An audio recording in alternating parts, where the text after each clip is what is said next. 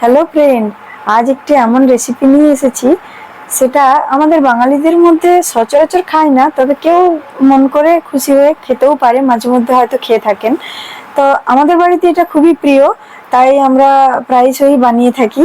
সেটা হলো রাজমা চাউল, রাজমা রাইস। তো আজকে আপনাদেরকে সেই রাজমারই রেসিপি আমি শেয়ার করতে চাই। তো প্রথমে প্রেসার কুকার একটি নিয়ে নিয়েছি আমি ইন্ডাকশনের মধ্যে। এর মধ্যে এক বাটি রাজমা, যেটা আমি রাত থেকে ভিজিয়ে রেখেছিলাম, সেটা দিয়ে দিলাম। এবার সেই অনুপাতে আমি এই রাজমাটা, একটা গোটা আলু দিলাম। এই গোটা আলুটা দেওয়ার কারণটা আমি পরে বলছি আপনাদেরকে। এই গোটা আলুটা দিলে খুবই ভালো হয়। এর সঙ্গে কিছু গোটা গরম মশলা। তো এই গোটা গরম মশলার মধ্যে চেষ্টা করবেন বড় এলাচ দেওয়ার। তো আমার কাছে বড় এলাচটা ছিল না, তাই আমি ছোট এলাচ দিয়েছি দুটো, লবঙ্গ দুটো, দারচিনির একটা টুকরো দিয়ে দিয়েছি। দিয়ে দিলাম নুন পরিমাণ মতো, তারপরে হলুদ দেব পরিমাণ মতো। তো নুন হলুদটা আমি আমার পরিমাণ মতো দিয়ে দিয়েছি। একটু কাশ্মীরি লঙ্কার গুঁড়ো দিলাম যাতে কালারটা খুব ভালো হয়। 2 ফোঁটা তেল দিয়ে দিলাম।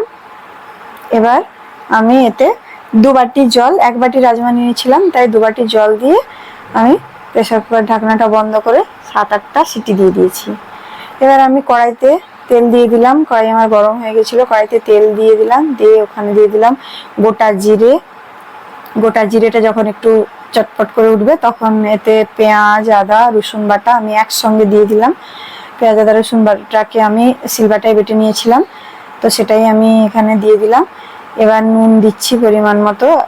নুনটা একটু আপনাকে দেখে দিতে হবে, যেহেতু রাজমাতে নুন দেওয়া ছিল, তাই এখানে মশলার অনুপাতে নুনটা দিতে হবে। এরপর দিয়ে দিলাম হলুদ। নুন হলুদটাকেও মশলার সাথে ভালো করে মিশিয়ে নিচ্ছি আমি। হ্যাঁ, এরপর দিয়ে দিচ্ছি টমেটো পিউরি। টমেটোটাকে আমি মিক্সিতে নয়, এমনি হাতে কুড়ে নিয়েছিলাম, গ্রেট করে নিয়েছিলাম, তো সেটাই এখানে দিয়ে দিলাম। এবার টমেটোটাকেও মশলার সঙ্গে ভালোভাবে মিশিয়ে নিয়ে আমি দিয়ে দিচ্ছি জিরা গুঁড়ো 2 টেবিল চামচ, 1 টেবিল চামচ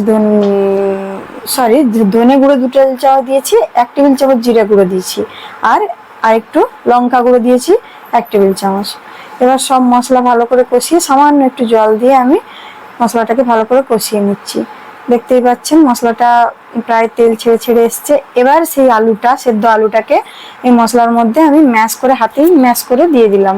এতে কি হয়, গ্রেভিটা বেশ গাঢ় গাঢ় হয় এবং রাজমাটা খেতে, ভাতের সঙ্গে খেতে খুবই টেস্টি হয় এবং খুব মানে মোটা মোটা যে গ্রেভিটা হয়, মোটা মোটা হয়ে যায়।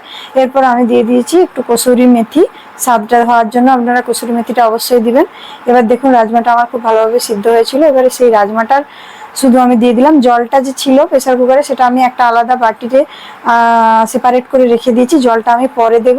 প্রথমে রাজমাটা দিয়ে আমি ওই মশলার সঙ্গে ভালোভাবে মিশিয়ে নিলাম।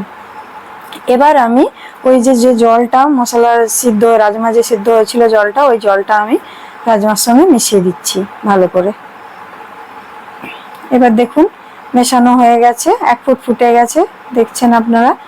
এটা প্রায় জলটা দেওয়ার পর আরো 10 মিনিট মতো ফোটানোর পর এটা আমি নামিয়ে নিয়েছি।